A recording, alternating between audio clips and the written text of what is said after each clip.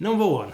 Sam finds inventive ways to play the same old chords. In Spit View, instead of playing a standard E chord, Sam plays a lovely sounding E add 11 chord. Then he plays an F sharp minor in a very unusual way, but it sounds awesome. Sam is constantly making use of these open strings in pretty much every chord, and he does it again with a D chord here. Instead of just banging out the same old chords, Sam figures out these beautiful sounding chords instead. They add so much harmonic context to the song, it's unbelievable.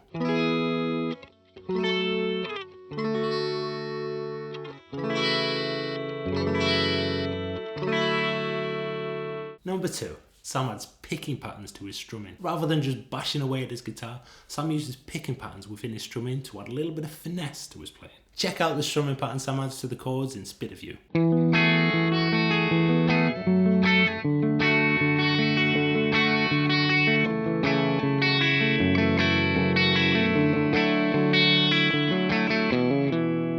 Number 3. Sam adds a lot of added notes. These are notes which are added to the chord, generally above the octave and not always in harmonic order. In Get You Down, Sam uses these added notes to create lovely sounding open chords. Listen to this D sus4 add 9 chord. And this E minor 7 add 11. And this G sus2 add 13 chord. These chords come together to create this huge and interesting chord progression.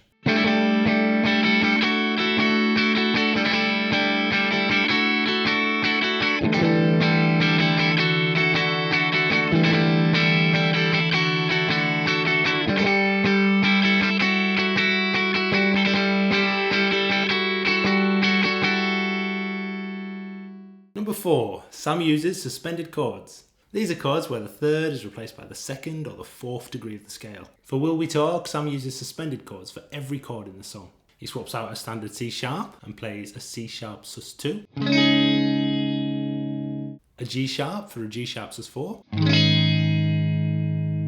and an F sharp for an F sharp sus2. These sus chords add masses of interest and tension to his chord progressions. I love the G sharp sus4 chord with that little open note in there. It really sounds lovely. Here's how those chords sound together in the full song.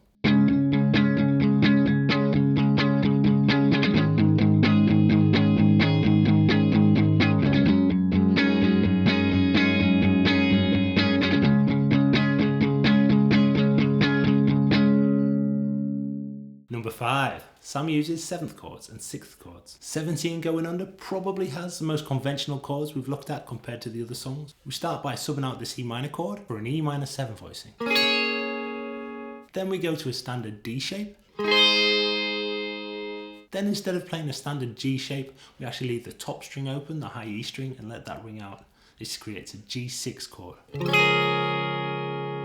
And then we go straight to that C add 9 shape, again leaving the high E string open. When this all comes together, it sounds awesome.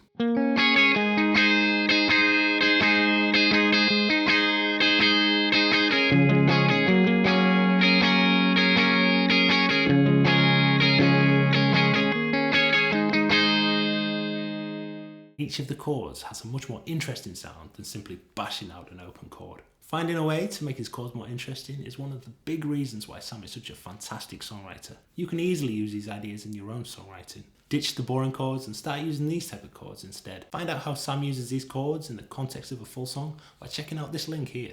Happy jamming and take care.